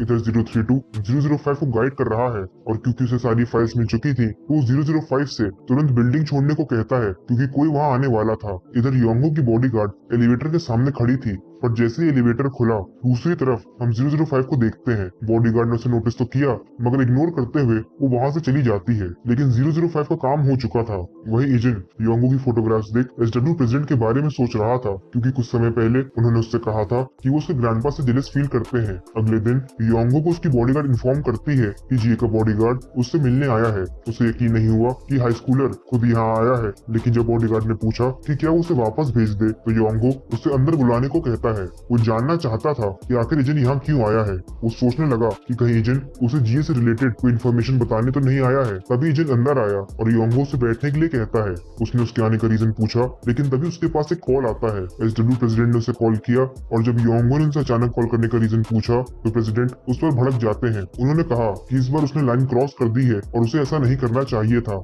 योंगो को समझ नहीं पाया, लेकिन प्रेसिडेंट आगे पूछते हैं कि क्या उसने ही जी को असासिनेट करने के लिए किसी को हायर किया था। योंगो के होश उड़ गए और वो सोचने लगा कि आखिर प्रेसिडेंट को ये बात पता कैसे चली, मगर वो इनोसेंट बनते हुए कहता है कि भला वो अपनी बहन के साथ ऐसा कैसे कर सकता है। तभी प्रेसिडेंट ने कहा कि वो इतनी बड़ी बात केवल अजम्पशन पर नहीं कह रहे हैं। और इधर योंगो सोचने लगा कि क्या उनके पास प्रूफ है। प्रेसिडेंट ने उसे काम बंद कर तुरंत कोरिया वापस लौटने को कहा, लेकिन योंगो इससे इनकार करता है। उसने कहा कि बिजनेस उसने बनाया है और अगर उन्होंने उसे जबरदस्ती वापस लाने की कोशिश की तो वो उन्हें रेजिस्ट करने का हर संभव प्रयास करेगा। इससे एसडब्ल्यू का डाउनफॉल निश्चित है और कंपनी भी सर्वाइव नहीं कर पाएगी। वो आगे उन्हें धमकाने की कोशिश भी करता है। उसने कहा कि उनके पास जो भी प्रूफ है उसे वो लीगली यूज नहीं कर सकते, क्योंकि अगर ये बात बाहर पता चली तो एसडब्ल्यू की रेपुटेशन मिट्टी में मिल जाएगी और तब उन्हें ज्यादा लॉस होगा। वो ये इतने कॉन्फिडेंस से इसीलिए कह रहा था क्योंकि प्रेसिडेंट भी ये बात जानते हैं। इसीलिए तो उन्होंने योंगो को कॉल कर चुपचाप वापस आने को कहा और अभी तक कोई एक्शन नहीं लिया था। इसके बाद योंगो कहता है कि वो कभी भी वापस नहीं आएगा। उसने फोन काट दिया और सोचने लगा कि आखिर प्रेसिडेंट को इस बारे में कैसे पता चला। कि तभी एजेंट को प्रेसिडेंट कॉल करते हैं। उन्हें एजेंट ने इस बारे में इन्फॉर्म किया था और अब प्रेसिडेंट उसे योंगो को वापस लाने के ऑर्डर्स देते हैं। उन्होंने कहा कि बाकी सब फॉर्मेलिटीज वो हैंडल कर लेंगे। जिसके बाद योंगो को भी समझ आ गया कि एजेंट असल में उसे वापस लेने आया है। लेकिन इसके बाद वो जोर जोर से हंसने लगता है। उसने कहा कि पता नहीं प्रेसिडेंट क्या सोच रहे हैं, भला एक हाई स्कूलर उसे वापस कैसे ले जाएगा। और प्रेसिडेंट को क्या लगता है कि एजेंट चुपचाप उसे चलने को कहेगा और वो उसकी बात मान लेगा। उसने अपनी बॉडीगार्ड से एजेंट को बाहर निकालने के लिए कहा, लेकिन जब बॉडीगार्ड ने अपनी टीम को कॉन्टैक्ट किया तो उसे कोई रिस्पॉन्स नहीं मिला। रिस्पॉन्स भला कैसे मिलता, क्योंकि 006 ने बाहर सारे बॉडीगार्ड्स को बेहोश जो कर दिया था। कंट्रोल रूम भी 032 ने हाईजैक कर लिया है, जहां से वो पूरी बिल्डिंग पर नजर रख रहा था। वही योंगो को समझ नहीं आया कि आखिर उसकी बॉडीगार्ड टीम जवाब क्यों नहीं दे रही है। उसकी बॉडीगार्ड को अजीब लगा और वो अलर्ट हो गई। वो एजेंट पर गन पॉइंट करने लगती है और जब योंगो ने उसका ऐसा करने का रीजन पूछा तो बॉडीगार्ड बताती है कि उनकी टीम का रिस्पॉन्स न देना कोई कम्युनिकेशन फॉल्ट नहीं है, क्योंकि एजेंट के आने से पहले ऐसा नहीं हुआ था। मतलब साफ है कि एजेंट यहाँ अकेला नहीं आया है, बल्कि कोई उसका साथ दे रहा था। अभी 005 वहां जाती है और उसे देखते ही बॉडीगार्ड ने गन उसकी तरफ पॉइंट कर दी, लेकिन एजेंट उसके सामने आ गया। वो उसका ध्यान भटकाने की कोशिश कर रहा था ताकि 005 भाग सके। बॉडीगार्ड ने 005 पर फायरिंग की, लेकिन वो छुप कर डॉज करती है। इसके बाद वो बॉडीगार्ड की तरफ बढ़ने लगी और उसकी फायरिंग से बचते हुए उसने उसके हाथ पर हिट किया, जिससे उसकी गन गिर जाती है। बॉडीगार्ड और 005 फाइट करने लगे और बॉडीगार्ड ने नोटिस किया कि उसने 005 को कल बिल्डिंग में देखा था। तभी 005 ने उसे हिट किया और जब बॉडीगार्ड ने दोबारा अटैक करने की कोशिश की तो उसने उसे ब्लॉक किया। इसके बाद अपने मर्सनरी स्किल्स का यूज करते हुए वो उसके फेस पर किक करती है। इससे बॉडीगार्ड बेहोश हो गई, लेकिन योंगो 005 को शूट करने की वार्निंग देता है। उसने कहा कि वो कोरिया नहीं जाएगा और अगर वो दोनों अपनी जान गंवाना नहीं चाहते तो बेहतर यही होगा कि वो यहाँ से चले जाएं। साथ ही में प्रेसिडेंट को जाकर बता दे कि अगर ऐसा दोबारा हुआ तो वो उन्हें नहीं छोड़ेगा। असल में योंगो जानता है कि प्रेसिडेंट उसे माफ नहीं करेंगे और हो सकता है कि उसे ऐसी जगह लॉक कर दिया जाए जहाँ से वो कभी भी बाहरी दुनिया को कांटेक्ट नहीं कर पाएगा। तभी एजेंट उसकी तरफ बढ़ने लगा। योंगो ने उसे वार्न किया। इसके बाद वो शूट करने वाला था कि तभी एजेंट उसके करीब पहुंच उसे पकड़ लेता है। एजेंट ने उसे पंच किया और उसके बाद उसका सर टेबल पर पटक देता है। योंगो वही बेहोश हो गया, लेकिन 005 एजेंट से पूछती है कि उनके ओपोनेंट्स के पास तो गन थी, लेकिन फिर भी उन्हें गन यूज करने की परमिशन क्यों नहीं दी गई। एजेंट ने कहा कि हमें ऐसे लोगों के लिए गन्स की जरूरत नहीं है और 006 उसकी बात से एग्री करता है, क्योंकि उनके ओपोनेंट्स असासिन नहीं बल्कि नॉर्मल बॉडीगार्ड्स थे। इसी के साथ 032 ने बताया कि उसने उनके यहाँ होने के सभी ट्रेसेस इरेज कर दिए हैं और ये सुन 006 कहता है कि इतने टाइम बाद फिर से एक साथ काम करके उसे बहुत अजीब लग रहा है। सभी उससे अग्री करते हैं। जिसके बाद एजेंट ने कहा कि हमारे वापस जाने का टाइम आ गया है। दूसरी तरफ हम प्रेसिडेंट के सामने उनके बेटे को उनसे माफी मांगते देखते हैं। ये जी और योंगो के डैड हैं, जो योंगो की इस हरकत पर शर्मिंदा थे। प्रेसिडेंट ने कहा कि वो नहीं जानते उसे इस बारे में कैसे पता चला, लेकिन वो इसे नजरअंदाज नहीं करेंगे। योंगो के डैड भी इससे सहमत है और उन्होंने कहा कि योंगो को इसकी सजा जरूर मिलनी चाहिए और अगर प्रेसिडेंट उसे सजा नहीं देंगे तो वो खुद ही उसे पनिश करेगा, क्योंकि उसने अपनी बहन को ही मारने की कोशिश की थी। योंगो के डैड यहाँ पर्सनली प्रेसिडेंट से माफी मांगने आए हैं, लेकिन असल में उनकी मंशा कुछ और ही थी। वो बाहर से तो अपोलोजाइज कर रहे हैं, लेकिन अंदर ही अंदर योंगो को कोस रहे थे, क्योंकि उसकी वजह से उसे प्रेसिडेंट के सामने गिड़गिड़ाना पड़ रहा था। एजेंट भी वापस घर लौट चुका है और उसकी फैमिली उसे देख बेहद खुश है। डायोन ने एजेंट को बताया कि ग्रैंडपा ने उसके आने से पहले ही उसकी फेवरेट डिशेस बना ली थी, लेकिन एजेंट कुछ और ही सोच रहा था। अपने हंसते खेलते परिवार को देख उसे एसडब्ल्यू फैमिली की याद आने लगी, जिनकी सिचुएशन उनसे बिल्कुल ऑपोजिट थी और यही सोचकर वो खुद को खुशनसीब मान जानता है क्योंकि उसके पास इतनी लविंग और केयरिंग फैमिली है। इसके बाद कुछ बहुत अनएक्सपेक्टेड हुआ। जिए के डैड उससे उसकी एंगेजमेंट तोड़ने को कहते हैं। जिए ने पूछा कि कैसे पॉसिबल है, क्योंकि वो भी इस एंगेजमेंट का असली रीजन जानते हैं। असल में एसडब्ल्यू मिलिट्री इंडस्ट्री में एक्सपैंड करना चाहता है, तो इसीलिए जिए की एंगेजमेंट लेफ्टिनेंट कैंग से हुई थी। लेकिन जिए के डैड कहते हैं कि अब इसकी कोई जरूरत नहीं है, क्योंकि एसडब्ल्यू को थोड़ा बहुत मिलिट्री सपोर्ट मिल चुका है। जिए ने कहा कि वो ऐसे अपने प्रॉमिस से पीछे नहीं हट सकती। इस पर उसके डैड ने जवाब दिया कि उन्होंने उसके लिए एक बेटर फैमिली ढूंढ ली है। जिए ने पूछा कि कहीं ये सब योंगो की वजह से तो नहीं हो रहा है, क्योंकि उसे असैसिनेशन के बारे में कुछ भी पता नहीं था। तो उसे बताया गया है कि योंगो रिटायरमेंट ले रहा है। इसी के साथ वो उसे लोकेट भी नहीं कर पा रही थी। वो समझ तो गई है कि जरूर कुछ हुआ है, लेकिन उसके डैड ने कहा कि उसे बस इतना जानना चाहिए कि योंगो ने कुछ ऐसा किया जो उसे नहीं करना चाहिए था। जिए कहती है कि फिर भी वो अचानक एंगेजमेंट कैंसिल नहीं कर सकती। इस पर उसके डैड ने कहा कि योंगो के जाने के बाद उसकी जगह संभालने वाला कोई नहीं है और कंपनी को प्रोटेक्ट करने के लिए ही वो इतने एक्सट्रीम मेजर्स ले रहे हैं। उन्होंने कहा कि उनका फाइनल डिसीजन है। इसके बाद वो बाहर आ जाते हैं। असल में उन्हें इस बात की खुशी थी कि प्रेसिडेंट की नाराजगी केवल योंगो से है। योंगो अपने डैड की पोजीशन भी हथियाना चाहता था, लेकिन अब उन्हें कोई टेंशन नहीं है, क्योंकि वो जिए को कंट्रोल कर अपने मोटिव्स पूरे कर सकते हैं। एंगेजमेंट कैंसिल होगी और उन्हें बस ये दिखाना होगा कि ये डिसीजन एसडब्ल्यू का नहीं बल्कि लेफ्टिनेंट कैंग की फैमिली का है, ताकि उनकी रेपुटेशन को आंच न आए। इधर जिए अपने डैड की कही बातों के बारे में सोच रही थी। उसे लेफ्टिनेंट के साथ बिताए मोमेंट्स याद है और इसीलिए वो परेशान थी, क्योंकि उसे कुछ भी समझ नहीं आ रहा था। तभी टीम 2 के लीडर ने कहा उनकी अपॉइंटमेंट का टाइम हो चुका है, लेकिन जिए उससे किसी को बिना बताए योंगो का पता लगाने को कहती है। कार में भी जिए अनकंफर्टेबल फील कर रही थी।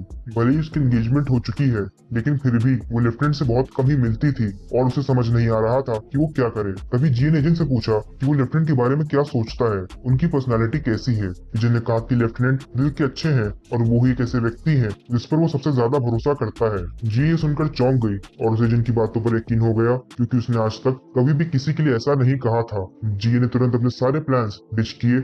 इसके बाद वो मिलिट्री हेडक्वार्टर्स आ जाते हैं। यहाँ एजेंट के मिलिट्री कॉमरेड्स मौजूद थे, जो उसे देख बेहद खुश हुए और उन्हें ये भी पता था कि वो लेफ्टिनेंट की फियांसे का बॉडीगार्ड है।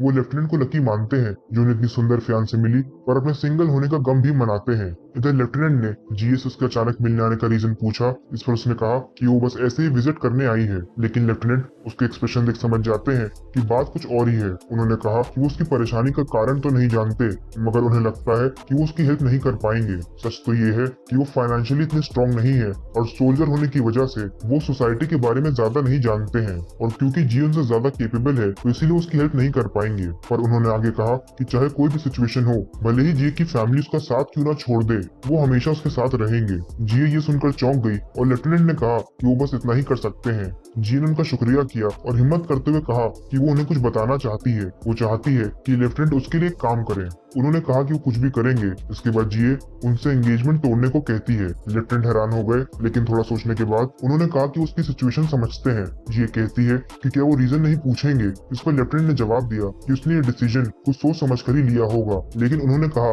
कि वो अपने एंड से एंगेजमेंट कैंसिल करेंगे, क्योंकि अगर जिए ने एंगेजमेंट तोड़ी तो उसे कई मुसीबतों का सामना करना पड़ेगा। घर वापस लौटते वक्त जिए लेफ्टिनेंट की बातों को याद कर यही सोच रही थी कि लेफ्टिनेंट इस लालची दुनिया में रहना डिजर्व नहीं करते हैं। वो ये भी जानती है कि उसके डैड कोई गलत कदम जरूर उठाएंगे, तो इसीलिए वो अपनी तरफ से एंगेजमेंट कैंसिल करना चाहती थी। उसने अपने डैड को फोन किया और बताया कि वो एंगेजमेंट कैंसिल कराई है। उसके डैड ने कहा कि उसने ऐसा क्यों किया। वो ऐसे शो करते कि गलती उनकी नहीं बल्कि लेफ्टिनेंट की है, लेकिन जिए ने तो एक तरफा डिसीजन ले लिया था। जिए ने कहा कि उसने इंटेंशनली किया, क्योंकि वो जानती थी उसके डैड सबके लिए लेफ्टिनेंट को रिस्पॉन्सिबल ठहराएंगे, जबकि गलती एसडब्ल्यू की है। जिए ने आगे बताया कि उसने पर्सनली लेफ्टिनेंट से बात कर ली है और अब घर वापस लौट रही है। उसके डैड इससे नाराज है, लेकिन उन्होंने कहा कि फेस टू फेस बात करना आसान नहीं रहा होगा, मगर फिर भी उसने ठीक किया और वो फॉर्मली फैमिली एल्डर्स को इन्फॉर्म कर देंगे। कॉल ओवर होने के बाद जिए को कुछ अजीब लगा, क्योंकि उसके डैड इतनी आसानी से मानने वालों में से नहीं है। उसने तुरंत टीम 2 लीडर से सेक्रेटरी चॉय की फाइल एजेंट को सेंड करने के लिए कहा।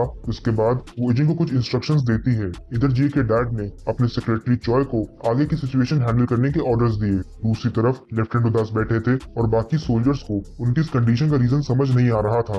अब लेफ्टिनेंट ने पीकर अपना गम भुलाने का सोचा। उन्हें हर पल जिए की ही याद आ रही थी। लेफ्टिनेंट एक के बाद एक गिलास खाली किए जा रहे थे कि तभी एक लड़की उनके पास आकर बैठ जाती है। उसने कहा कि अकेले ड्रिंक करने से अच्छा है कि वो साथ में ड्रिंक करें, लेकिन लेफ्टिनेंट इसे इनकार कर देते हैं। तभी वो लड़की दूसरी तरफ देखने लगी, जिससे लेफ्टिनेंट का ध्यान भी वहां गया और वो दो लोगों को वेटर से बहस करते देखते हैं। लेकिन इतनी देर में उस लड़की ने उनकी ड्रिंक में कुछ मिला दिया और वहां से चली गई। लेफ्टिनेंट उसी गिलास से ड्रिंक करने वाले थे, लेकिन तभी एजेंट उन्हें रोक लेता है। उसने कहा कि आज के लिए वो काफी पी चुके हैं और लेफ्टिनेंट भी उसकी बात मान लेते हैं, क्योंकि वो नहीं चाहते थे कि एजेंट उन्हें इस हाल में देखे। इसके बाद एजेंट ने उन्हें कार में बैठाया, लेकिन असल में वो यहाँ किसी और रीजन से आया है। जीए ने उसे बताया था कि सेक्रेटरी चॉय उसके डैड के खास आदमी है और उसे लगता है कि उसके डैड शांत नहीं बैठेंगे, वो जल्द ही कुछ न कुछ जरूर करेंगे जिसमें चॉय उनकी सहायता करेगा, तो इसीलिए एजेंट को चॉय पर नजर रखनी होगी। तभी एजेंट देखता है कि वो लड़की जिसने लेफ्टिनेंट की ड्रिंक में कुछ मिलाया था कुछ लड़कों के साथ पार्किंग एरिया में आ जाती है। कुछ देर बाद एजेंट ने जी को कॉल कर उन लोगों के प्लान के बारे में बताया।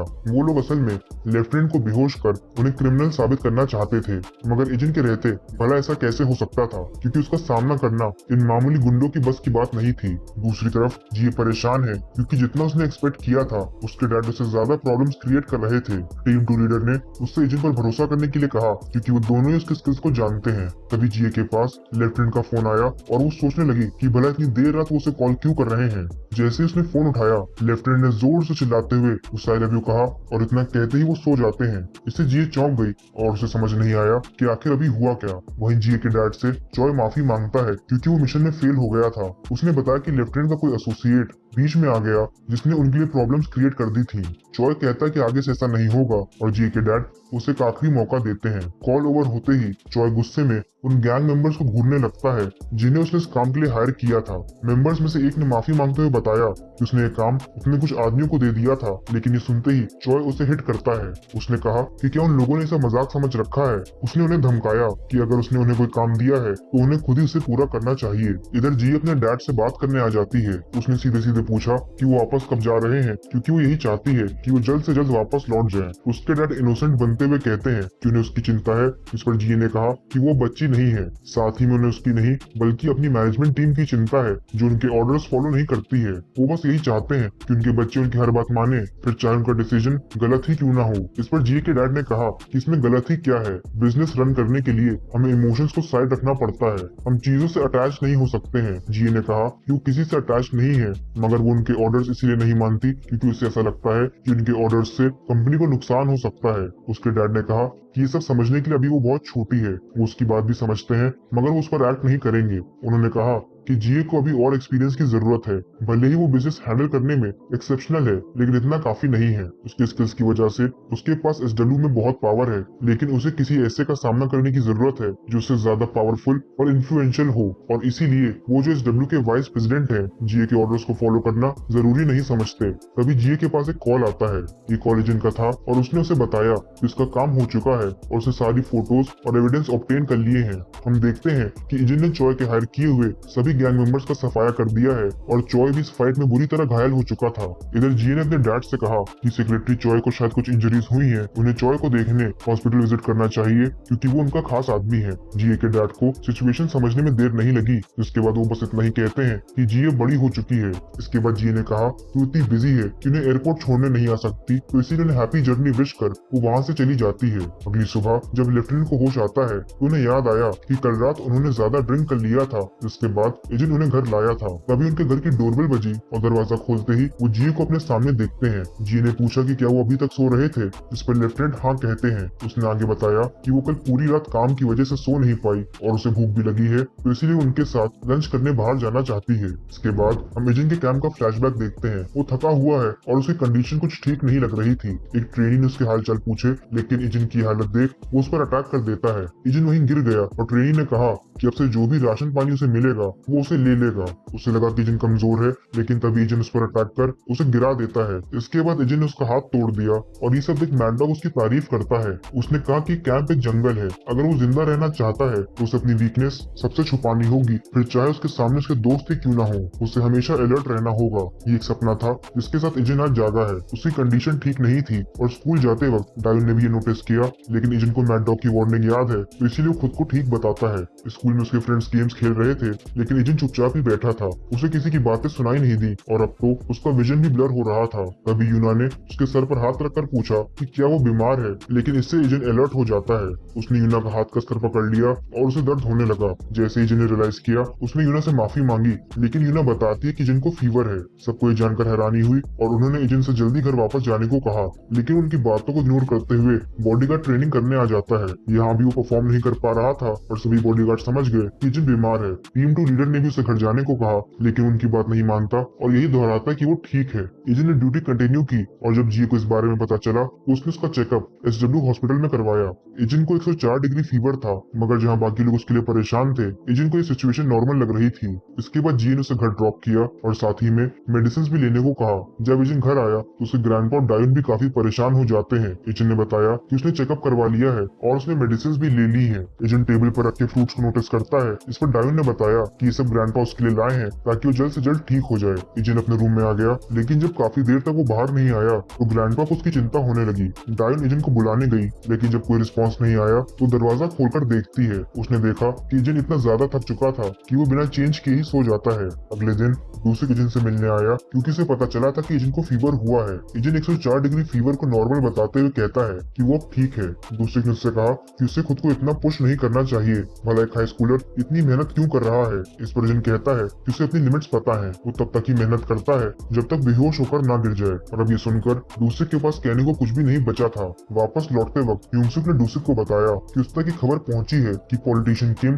अभी भी रिवेंज लेने का वेट कर रहा है। उसने आगे कहा कि पता नहीं पॉलिटिशियन किम में समझ कब आएगी, उसके बच्चे भी उसके जैसे ही बन चुके हैं और यहाँ तक कि उसे पॉलिटिकल सर्कल से भी निकाल दिया गया है। डूसिक ने बताया कि किम अपनी सारी वेल्थ खो चुका है और ऐसा इसलिए नहीं हुआ क्योंकि उसकी रेपुटेशन डैमेज हो गई थी। उसके खिलाफ क्लियर एविडेंस को फेक बताया गया, लेकिन इसके बावजूद उसे अपनी पॉलिटिशियन सीट और सर्कल दोनों छोड़ने पड़े थे। डूसिक ने आगे कहा कि हमें चिंता करने की जरूरत नहीं है क्योंकि हम एसडब्ल्यू के साथ काम कर रहे हैं और पॉलिटिशियन किम कभी भी एसडब्ल्यू के अगेंस्ट नहीं जाएगा। दूसरी तरफ पॉलिटिशियन किम के घर में वो अपने बच्चों से कहता है कि उन्हें अमेरिका चले जाना चाहिए क्योंकि उनका सस्पेंशन ओवर हो चुका है। पास्ट में पॉलिटिशियन किम की बेटी हीजन ने डायन को बुली किया था और क्योंकि हीजन ने उसी का एविडेंस रिवील किया तो इसीलिए उन्हें सस्पेंड कर दिया गया था। किम कहता है कि उसने सारी प्रिपरेशन कर ली है तो उन्हें बस वहाँ जाकर एडजस्ट करना है। हीजन बहुत गुस्से में थी क्योंकि सब डायन और एजेंट की वजह से हो रहा था। बच्चों के जाने के बाद किम की वाइफ ने उससे पूछा कि क्या अब वो कुछ भी नहीं करेगा। किम ने बताया कि उसने कोशिश तो की थी मगर फेल हो गया था।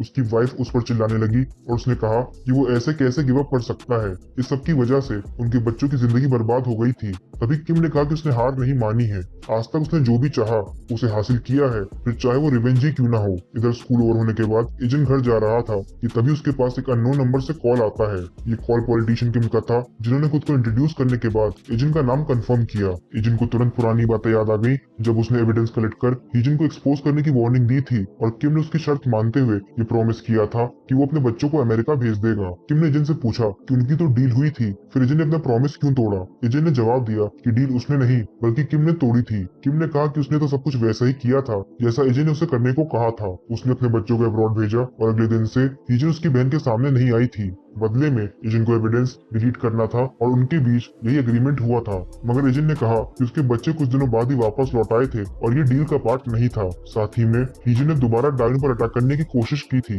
इस पर किम हंसते हुए कहता है कि एजेंट यंग है और शायद इसीलिए उसे किसी से भी डर नहीं लगता, लेकिन इसके बाद वो मुद्दे की बात करता है। उसने बताया कि उन्हें एजेंट की वजह से बहुत डैमेज हुआ है, उनकी रेपुटेशन मिट्टी में मिल चुकी है और इससे एक पॉलिटिशियन को कितना लॉस होता है ये उसके जैसा स्टूडेंट नहीं समझ सकता। साथ ही में उसके बच्चे भी ट्रॉमेटाइज्ड हैं। इसके बाद किम ने एजेंट से पूछा कि उसे क्या लगता है ये सब जिसकी वजह से हुआ है, क्या उसे शांति से जीने का अधिकार है। उसने एजेंट को धमकाते हुए कहा कि जो उसने किया है उसके आउटकम्स उसे फेस करने पड़ेंगे, वो बच नहीं पाएगा क्योंकि इस दुनिया में जीना इतना आसान नहीं है। इसके बाद रात में हम डूसिक को देखते हैं जो सिगरेट जलाने वाला था कि तभी उसने एजेंट के ग्रैंडपा को देखा और उन्हें देखते ही वो सिगरेट छुपा लेता है। उसने ग्रैंडपा को ग्रीट किया और ग्रैंडपा जो अक्सर डायन का बनाया हुआ खाना उसे दे जाया करते थे उससे कहते हैं कि जब भी उसे भूख लगे वो उन्हें बता सकता है। है। उनके जाने के बाद डूसिक ने सिगरेट जलाई, लेकिन तभी वो दो बाइकर्स को नोटिस करता है जो बहुत स्पीड में वहां से गुजरते हैं। वो ग्रैंडपा की तरफ ही जा रहे थे और उनमें से एक आयरन बैट निकाल लेता है, मगर इससे पहले कि वो ग्रैंडपा को हिट करते डूसिक उनके सामने पहुंच उन्हें पंच करता है, जिससे वो दोनों बाइक से गिर जाते हैं। अब क्योंकि ग्रैंडपा फोन पर बात कर रहे थे तो इसीलिए उन्हें कुछ पता नहीं चला, लेकिन डूसिक उन बाइकर से पूछता है कि वो कौन है, पर घायल होने की वजह से वो कुछ भी बता नहीं पाए। डूसिक को विश्वास था कि ये दोनों ग्रैंडपा को ही हिट करने जा रहे थे, लेकिन तभी ह्यूमसुक उसे फोन कर बताता है कि एक बड़ी मुसीबत आ गई है। पॉलिटिशियन किम उनसे नहीं बल्कि एजेंट से रिवेंज लेना चाहता है। ये सुनकर डूसिक घबरा गया और उन बाइकर्स को देखने लगा। उसे सिचुएशन समझने में देर नहीं लगी कि ग्रैंडपा पर यह अटैक असल में पॉलिटिशियन किम नहीं करवाया था।